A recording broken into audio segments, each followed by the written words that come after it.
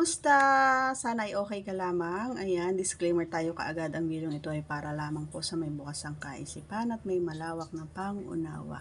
Kaya kung ikaw ay wala po nito, maaari na lamang pong mag-skip at mamili ng mga videos na narapat po para sa inyo. Ayan, please do me a favor. Please do subscribe and click our tiny notification bell so that you'll be updated every time we have a new upload videos. So, ang ating pag-uusapan naman ngayon ay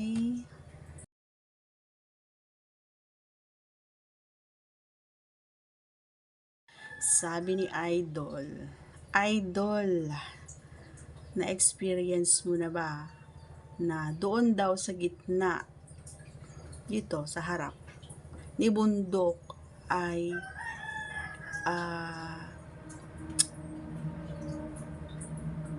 nakapagpatapos sa kanya?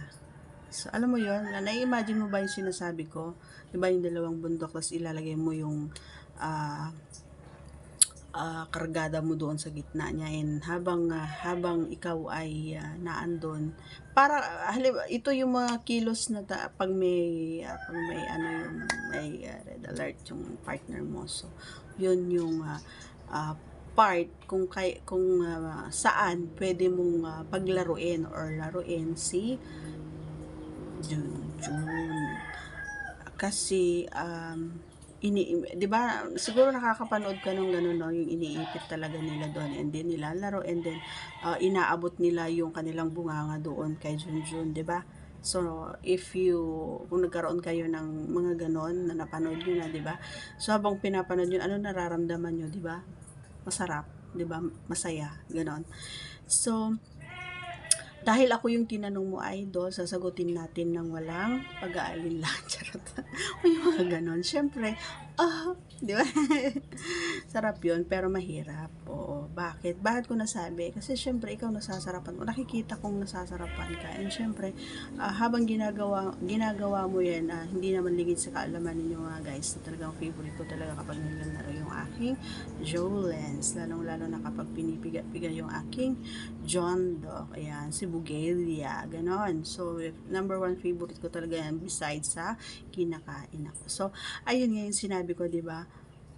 Masarap pero mahirap. Bakit? Kasi nga, no, 'di ba? Ikaw naglalaro ka doon sa gitna and then ako subo and then down up subo, down up subo, 'di ba? So napakahirap. Parang hindi ka makakapag-concentrate kumbaga doon sa talagang gusto mong mangyari or na matapos ka kasi nga para sa akin hindi ko na iniisip na matapos ako kasi nga pinagbibigyan ko lang siya. So, wala akong choice kundi pasarapin yung ginagawa ko sa kanya para matapos siya. Yes, oo, naranasan ko na yan and na-experience ko na yung ganun and ginawa ko yung best ko para matapos siya sa pamamagitan ng ating jugels. So, kayo ba mga idol, ano yung naramdaman nyo noong nakatapos na siya, ayan, at talagang nag-ano dyan sa ano mo, jugels. Siyempre, may kaunting nagulat ako. Siyempre, pumulandit nagulat ako. And then, may iba-iba kasi yung ano minsan yung tumatalsik siya, minsan naman nandun lang siya, lalong-lalo na kapag medyo creamy, ganyan. Pero pag medyo, alam mo yon, hindi ko alam, iba-iba may time na tumatalsik siya, may time na hindi naman, kusa na lang siyang lalong-lalo na kapag matagal kaming hindi ganon. And syempre, I am happy on my behalf kasi nga nagagawa kong mapatapos siya kahit na hindi niya ipinapasok doon kay Pipay. And syempre, hindi ako ganon kasaya gawa nga ng hindi ako natapos. So, nakakapaghintay naman ako. So, okay lang. And after that, kapag wala naman na, natapos naman na, bawi naman siya. And I think, kasi binigyan niya ako ng kapareha or kapartner na ganun, ayan, very understanding. And katulad ko sa mga girls dyan, sa mga partners nyo, so kailangan nyo ring gawa ng paraan kapag may mga ganung pangyayari kasi Hindi talaga maiwasan ng mga boys yan. Pag nakaramdam sila, gusto nila talagang itusok or ipasok. Ayan. Tusok mo, ipasok mo, and boy, walang the please. Ganon, di ba mga idol? Napakanta tuloy ako. And syempre, kapag ginagawa ko yun sa kanya, at ginagawa niya rin sa akin yun, ay oh, ang pangit talaga na itsura kapag umuuwal ako.